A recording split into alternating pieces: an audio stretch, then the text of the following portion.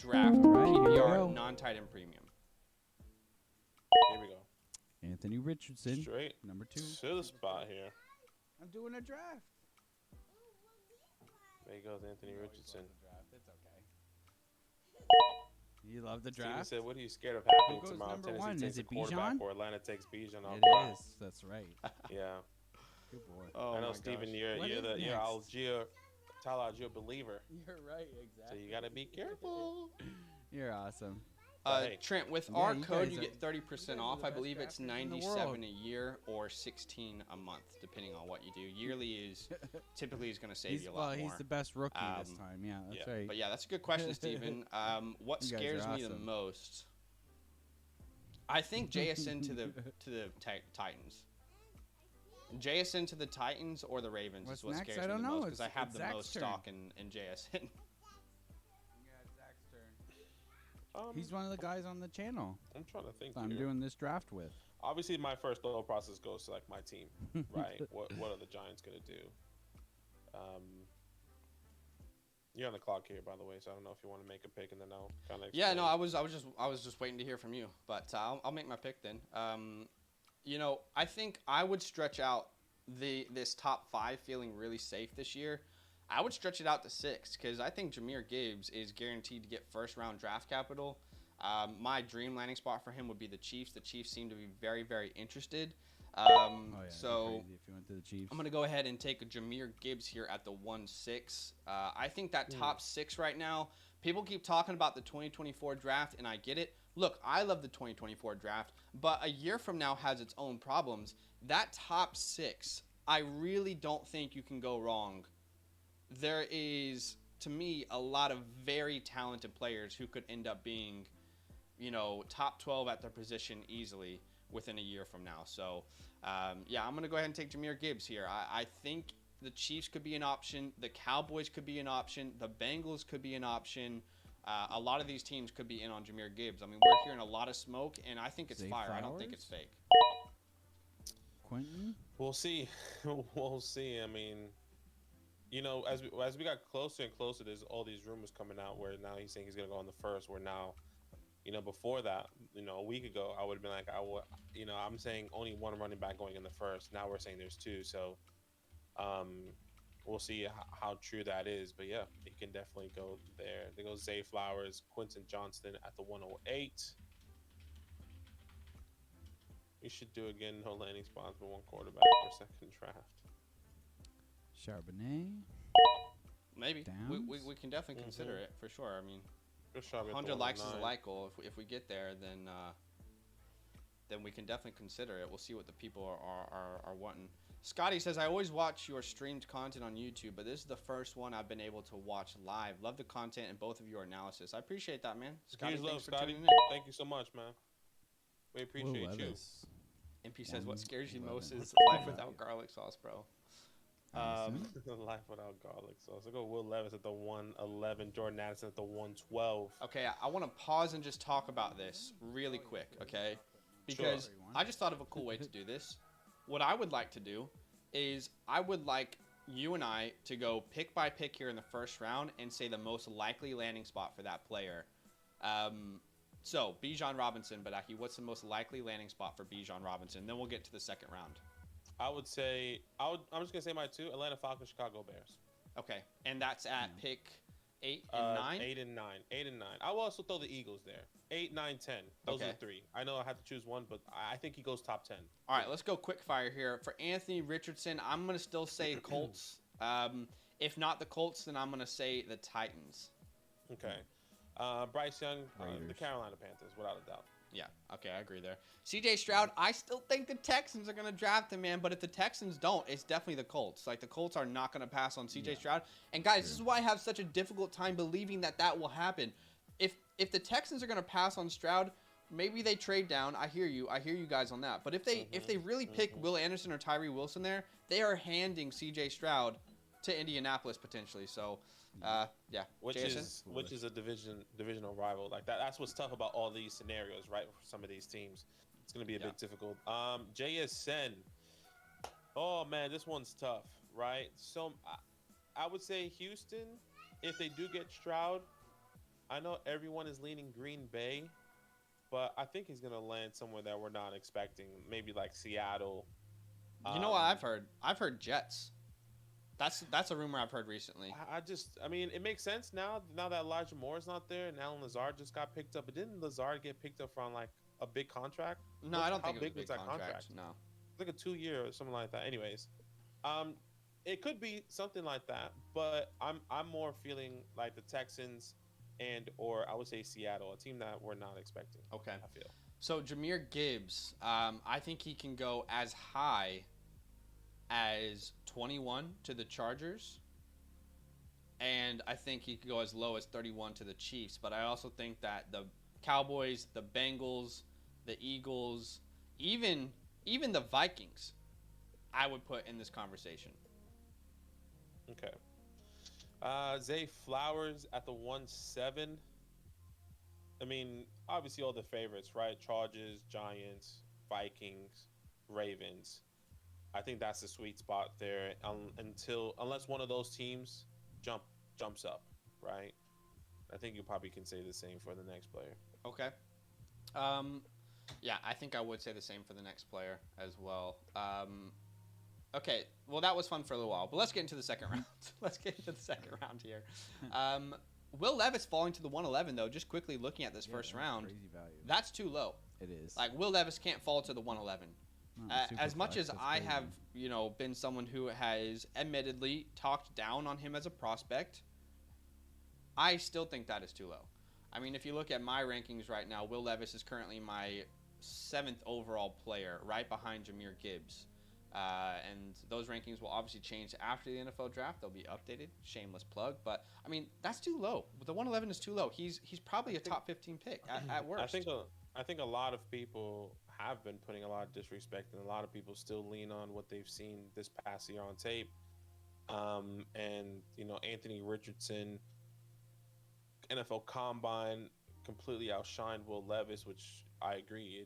It was phenomenal, but doesn't mean Will Levis is nothing, right? Doesn't mean that he's not going to have the same opportunity, or I guess the same opportunity as Anthony Richardson, no matter where he goes, right? So, I don't know. I did this mock draft yesterday. A video I released. I even said it. There's going to be a conversation where a lot of people are questioning themselves, saying, "Where do I take Will Levis? Is going to be at the 105, the 106, or does he fall all the way down?" I think he is in conversation to be at the 105, depending on how you feel.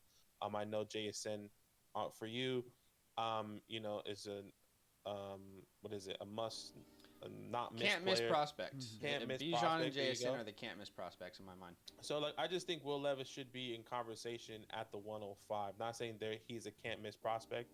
Just saying that we need to reevaluate. We're seeing all this negativity all off season, that if he gets a capital with a good landing spot, I think a lot of people are going to be questioning. I hear you. The only thing I'm going to push back on Will Levis is the Josh Allen comps. Just because, and I'm not going to say anything negative, all I will say is there are 1,000 failed Josh Allens, and there's one Josh Allen. That's all I will say. But I will wholeheartedly agree that the 111 is way too low. I saw a question in the chat, and I thought it was awesome, and I promise we'll get to the second round right after that. But Style says, which star player is a dark horse to be traded tomorrow? And I've been thinking about this a lot, because last year no one saw A.J. Brown, no one saw Tyreek Hill, no one saw Hollywood Brown. Let me throw a name into the ring here, Badaki. How about Brandon Ayuk? Brandon Ayuk? Think about it for a second. This team has Kittle signed long-term. They have Deebo Samuel signed long-term. They have Christian McCaffrey on the books. What will they do when Brandon Ayuk's contract is eventually coming up? How many years does he have left on that deal? Right now, is he in the last year of his deal? I'm trying to... Yeah. Hoping that Spotrac will let me bring this up. So he has 1 year left. 1, 2, 3, 4, 5. It's a 5th year option. I think they picked it up. I'm not sure, but that would also help them trade him. But look, just thinking out loud, what players are we not thinking about right now where they're in positions where they're probably deserving of max contracts, like we're talking about the NBA, but you know what I'm saying, and the team might not be willing to do that. So Brandon Ayuk is a name that I want to throw into there as a potential draft day. We didn't see it type trade. And it could be to your New York Giants. I mean, I could really see that happening personally, but what do you think? Yeah, I mean, I definitely see Brandon Ayuk. I think there's a bunch of names, right? And maybe names that maybe we disagree. I mean, T. Higgins is another name out there. Okay. That could be moved or not. I mean, obviously, why would the Bengals move on if it doesn't make any sense, right? So, Chris Godwin, another guy that could be moved, I would say. Tampa Bay, everyone keeps saying Tampa Bay is going to be on this rebuild. Tank for Caleb Williams. I think that's somebody that can be moved. I think like Mike Evans, Chris Godwin out of nowhere. Yeah, we can't disregard both of them, and that's exactly where I was going to go. Mike Evans, right? An older guy, probably wants to go to a team that can compete. What if Baltimore Ravens, trade for Mike Evans somehow because their favorite wide receiver is not there, or whatever the case may be? There's a bunch of opportunities and ways that things can go. But I think that's the only two. I can't see anyone else. I also think Michael Pittman's in a contract as well, but I don't think they would trade Michael Pittman away. I think those are the only guys on top of my head. Tyler Lockett as well, because another guy getting older can get moved to a win now team. But I hear you. Definitely interesting. John Lynch, I'm sure he said he wants to extend Ayuk. I mean, I don't think any team would want to lose Ayuk, but that doesn't mean that they're going to pay him the money that Ayuk wants. So I'm just saying, there's a crossroads there. They're going to have to decide what they want to do there. A lot of players. I'll say Deontay as well, by the way. Deontay Johnson's a good shot. Yeah, I like that. Deontay as well. I'm just thinking of other teams and names, but it's makes round sense 2. here. All right, let's head into the second round. What are you thinking here? I'm gonna try and I'll get take Roshan. Michael. Well, actually, Josh Downs already Hopefully, went. I get Roshan Johnson. Yeah, I'll take Michael Mayer. He's not the best All right, player Michael ever, Mayer's but pick. he is the best player available. I was gonna at maybe the make spot an that argument I for have. maybe another running back, but I think it's just a bit too early. I mean, I can even make one for a quarterback. Every time. There's And a lot of heat in the First Dynasty pick. community around Rashawn Johnson, and I think rightfully so. Honestly, like I've said before in the video I made where I gave you my final top 12 rookie running back rankings before the draft, Rashawn Johnson is one of those candidates to be RB4 in this class, along with Abani Konda, along with Tajay Spears, Tank Bigsby, Kendre Miller. That list is pretty big. So this is probably Pigeon saying, hey, I think Rashawn's going to be the one that gets the draft capital, and I could see it happening. Sure. That's exactly what I'm saying. Yeah. That's what I said. Jalen Hyatt at 2-3, Kincaid at 2-4. That was who I wanted at 2-6. And, I have a feeling, Badaki. Can I just make a bold claim here? I'm listening. I'm going to say right now that Dalton Kincaid will be the consensus tight end 1 in rookie drafts after the NFL draft. Michael Mayer won't be tight end 1. It will be Dalton Kincaid. I can definitely see it. I think Kincaid's a little bit more versatile than Michael Mayer. I think in the way that he can move, that's what I would say. A little bit more fluid. More fluid. He's a better route runner. I mean, Michael Mayer he's probably a better tight end prospect for an NFL franchise, but for fantasy purposes, Kincaid is a better route runner. Kincaid is better after the catch. So, I don't know. I'm just saying. I think Kincaid. I did my mock draft recently, and people were very confused on my love for Kincaid. But, I mean, this dude he has a chance to be one of those elite receiving threats at the tight end position. Yeah. I just remember watching him for the first time. Yeah. Right? Like, I think we were both watching that game. I think it was the first game of the season. I forgot who they were playing. I think they were playing like USC or something like that. Or Florida. Was it Florida? Utah versus Florida. I was like, who's this guy? He was getting peppered with targets. And he kind of just went off. And then I looked into him and I was like, okay, well, he's gonna be declaring to the draft. So I'm glad that we kind of saw him come up, All right, here at the 206, I'm going to take a player who's in conversation right now. Now, keep in mind, guys, like this player could go in the 4th round. This player could go early 3rd. I don't know exactly where at this point, but my sleeper of the year back in January, who is now on everyone's radar, rightfully so, because he just destroyed his pro day in a good way. Easy. Israel Abanikanda, welcome to the team here at the 2-6. I think Abanikanda could be as high as the 201 and as low as the 212. That's a real range for him right now, not knowing draft capital. Yeah, that's true. Yeah. And look, I even in my mock draft that I did with the video, we need to prepare ourselves for these running backs that we love. These, guys that we can say that could be in the range from the second, third round, not getting the best draft capital, not getting the best landing spot. Who's going to be I think we kind of already know who's going to be the Jerome Ford of this year, unfortunately. But yeah. who's somebody that we love that's not going to get the best landing spot? Yeah. We all know who that is. It's Sean Tucker. We don't have to hide behind it. Okay, Darnell Washington at the 2-8. T-Gray's putting his stamp on Darnell. A little early for me. I wonder if T-Gray can put in the chat somewhere. Tell us a take. Tell us what you think is going to happen in the draft with Darnell Washington. I thought about mocking him in my NFL mock draft to the Bengals at the end of the first. The thought there was they need help on the offensive line. This will improve their run game. And could you imagine that receiving threat attached to Jamar Chase and T. Higgins in the red zone? But yeah. T-Gray, by the way, T-Gray's analysis here was big man catch ball good. So in case big man anyone's curious. catch ball good, yeah. Two big men, slow, not good. I see some people talking about Kincaid, by the way, and about his age, because Kincaid is currently 23. Michael Mayer is 21. I think what's important to note there is the context behind these two players. Michael Mayer has been kind of brought up as a football prospect. That has been Michael Mayer through and through.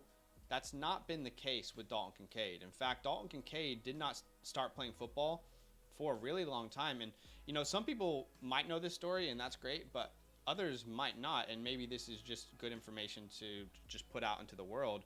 But Dalton Kincaid, I'm bringing up my scouting report so I can get everything right. The path for Dalton Kincaid to become a highly productive tight end and appealing NFL prospect wasn't typical. He was a high school basketball player that played just one season of football. So in high school, he had one season of football, guys. Kincaid started his career at the University of San Diego, where he spent 2018 to 2019, and then he went to Utah. So this is a player who, guys, didn't play football in high school except for 1 year, and then he went to San Diego State. His path has not been the typical path. It's taken him a long way to get to where he's come, but he's not been this guy who's kind of just been like raised to be this traditional tight end. So he's a little bit behind the ball, but I'm not going to fault him for it. Yeah. Anything in the second round you want to point out? No. I would say I'm surprised maybe you didn't go Devin A-Chain, but I know you probably wanted to shine light on Izzy in his draft day or Zach Evans. I've had Izzy over those two running backs for about a month now. Yeah, that's fair. No, I think everything else. I think Darnell Washington a little bit too high for me. I would say I love the respect on Kayshawn Booty. I think we're forgetting about who he is, and what he can do and what he has done. I know once again didn't have the best year this past year, and with the NFL Combine, his pro day wasn't the best, but I think the talent's still there. I think it was just a lot of hurdles and adversity that he had to go through within that short time that we're kind of forgetting. If he does get a second round capital, if he does get a third round capital, I think that's really good for Kayshawn Booty there. Let me ask you then, where do you have him ranked amongst your wide receivers? He's pretty down there now. He is my wide receiver 9. Okay, so he went 9, 10. He went wide receiver 7 off the board. He's my wide receiver 11. Your wide receiver 9, you said? Yeah. So let's see what happens with draft capital. I got to be honest. I think I'm pretty all the way out on him, but that's fair. I think if he goes to a lot of things has to go right for him, right? He needs to go to the right system. He needs to find the right opportunity for sure. And I don't think he's going to be one that I just don't think we should forget about, right? We shouldn't forget about Kayshawn Butte and what he has done. But I understand all the off-field issues, the pathway after this last year, it's a bit tough. Totally. I mean, it's the last thing I'll say is it's just really tough when your best season was your first in college. Do you know what I mean? And I know in his second year there was the injury, but then in the third, like there wasn't this progression that you want to see from a prospect. It was okay, incredible freshman season breakout, and then disappointment after disappointment for years. But I get it. Like the talent's obviously there, right? But yeah, and I think that's what. I don't know. Sorry, I'm probably saying your name wrong. But he's sneaky low buy. He'll be a sneaky buy low. I think he's going to be somebody that maybe goes to a team that we're saying, yo, this is a buy low wide receiver right now. This is a guy that you should be getting late in your drafts, or a guy that you should be getting late in your dynasty startups, right? Like he's going to be a stash type player that, like, with a really high, or with the potential to have a high upside. I think that's going to be the conversation around Kayshawn. Sure. I'm on the clock here. Let me just double check. By the way, guys, our like goal for today's stream is 100. So if we get 100 likes, we will be popping off a second mock draft for you. So if you want to see a second mock draft, a whole new group of people, go ahead and do us a favor, smash that like button. And you might be saying, why do these guys keep asking us to do that? I mean, it's quite simple. Every time you hit the like button, you're literally telling YouTube, I like this content. Other people probably will. In return, YouTube puts that into people's algorithm. They put that into people's feeds, and then you're helping grow the community. So do us a favor. If you want to see another mock draft, go ahead and smash that like button for us. If we get to 100, we will definitely pop off a new one with a whole new group of people. And by the way, tomorrow, if you don't know and you haven't heard, or you're coming to the stream a little bit later, we will be live on our redraft channel reacting to the NFL Draft Round 1. And right after that stream is done, right after the first round is done, we will be live again on this channel, the Dynasty channel, doing rookie mock drafts, smashing them out, talking about where players went, the good, the bad, the high, the low. So make sure you come join us tomorrow. It's going to be a very good time, and we're going to be happy to have you guys hanging out. What are you thinking here, Badaki, at the 3-1? Yeah, I have two options here. Oh, wow. There's a lot of people. I can go running back or wide receiver. And I'm going to take a wide receiver that I haven't taken in a long time, and X going to give it to you going in the third round here. And I think we need to bring him back, right? It's been a minute since, like, there was a time he was going for us in the middle of the second, right? There was a time early in the early mock draft off season. We were loving Xavier Hutchinson. I think we both had him as a top 5, top 6 wide receiver, and I still have him as my wide receiver 6. We need to remember that if he does get at least third round draft capital, this is going to be a guy that we both love and that everyone shouldn't be sleeping on. Yeah. Whether, and I always said this, we've seen a lot of mocks where Xavier goes to the third or the second to the Giants, or the third or the second to the Vikings, whatever the case may be, right? The Chargers, that's a really good landing spot for him because he can come up, right? So I'll take Xavier Hutchinson here. It's been a minute with X. So I will say I'm all aboard Xavier as a sleeper. You guys know that. I mean, I love him. Badaki loves him. He's currently my wide receiver 6. I have a feeling that will change after the NFL draft, but he's currently my wide receiver 6. I have him ranked as a second round pick. That's assuming he gets third round draft capital. But Tajay Spears was still on the board.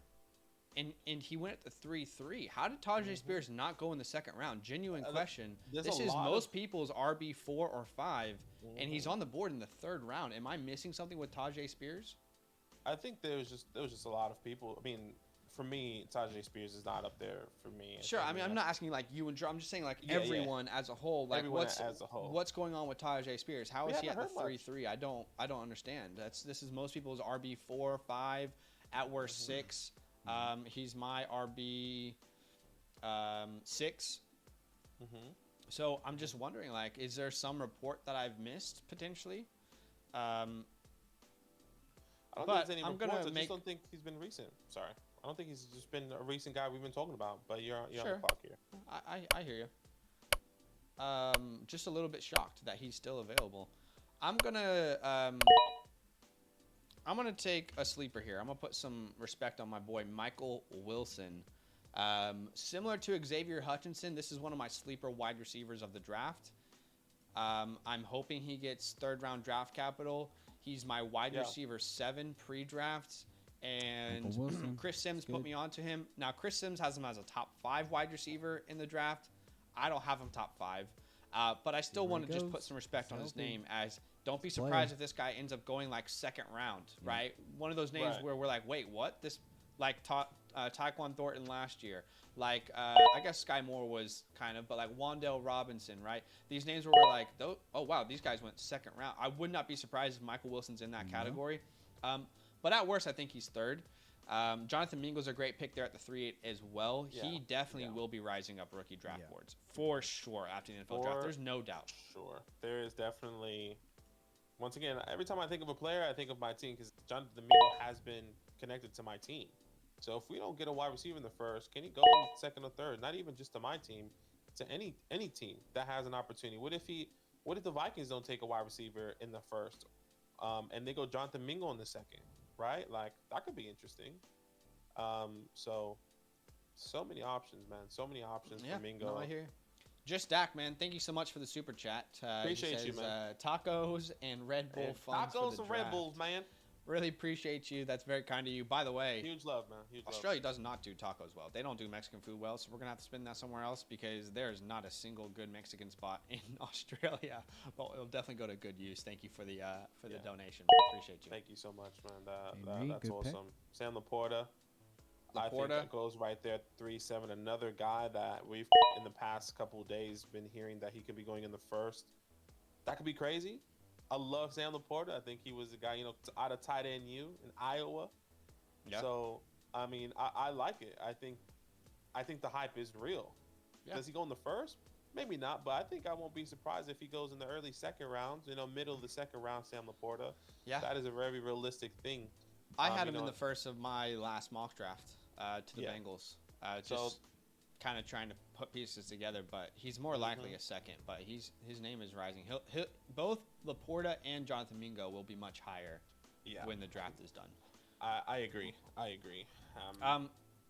By the way, Dak asked who's this year's Jalen Tolbert, and we just passed Rashee Rice. That's my version of this year's Jalen Tolbert. I really liked Rashee Rice, but the more we got into this process, the less I liked him, the more questions I had, and I think the nail in the coffin was his reception perception profile by Matt Harmon. I think that was the nail in the coffin for me. He screams like this year's Jalen Tolbert for me. I'm trying to think of one right now. I mean, he can definitely be a guy. Man, that's tough. I don't have a name off the top of my head, right? I would probably say if there is somebody that kind of goes in that direction for me as a running back, I would say it would be Kendre Miller. Okay.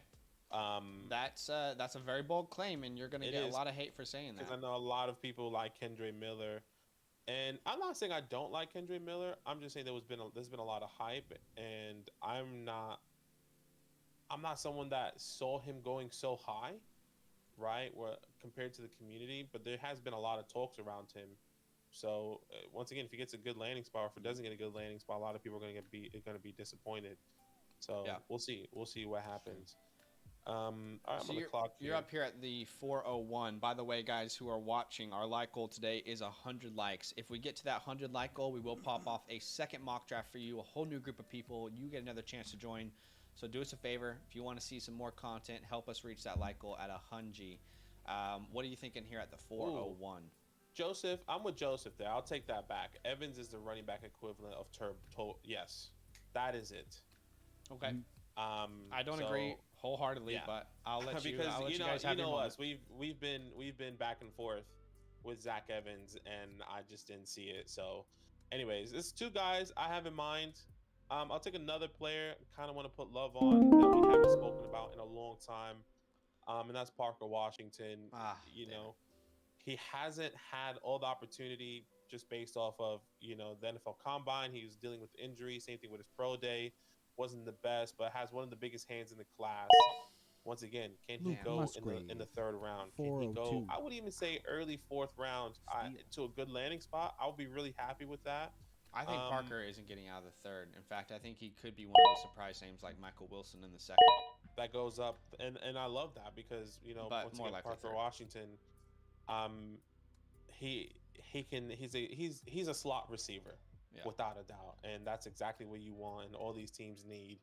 I've heard people drafting him with the intention of him being a wide back. Yes, because he did take some snaps, if I'm not mistaken, from behind the quarterback. Mm-hmm. And that's definitely a possibility for sure. I would also say that don't be surprised, and I've said this the whole time. This wide receiver class, since it's not so top heavy, the wide receivers that go in the middle rounds, second, third, fourth rounds, are going to land into a role that we weren't expecting, right? Once again, if the Giants don't take a first round or second round wide receiver, is that Parker Washington? Is the Vikings don't take a first round or second round wide receiver, is that a Parker Washington? I would even say Seattle in that, right? Buffalo, whoever that team is, that really jumps all these guys' capital. That can go to Parker Washington, Mingo, Wilson. So that's really exciting. I was hoping Parker Washington would fall to me. I actually tweeted out about him today. PFF Fantasy, which puts out some interesting stuff. I'll just leave it at that. It says, who will be this year's Amon-Ra? And to me, instantly, I was like, probably Parker Washington. If I had to choose a name of like no one's talking about this player, won't get the draft capital, it feels like Parker Washington could be that player. So I was hoping he might fall to me. But I'm on the clock here at the 406, and I think there's a lot of easy picks to make, but I'm going to take this opportunity to highlight a name that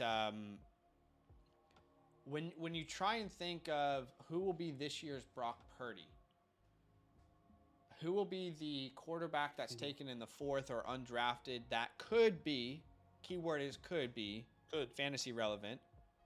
And the more I hear about DTR, the more I think I will have a lot of DTR on my taxis. Dorian Thompson Robinson out of UCLA. Dude has a huge arm, very mobile quarterback. There's a lot of ingredients here for a successful fantasy quarterback if he were to be asked to step up in the right moment. So I'll take DTR there at the 4-6 and just put some, sprinkle a little sprinkles on the cupcake here. Let people know about him. A little extra icing on the cupcake.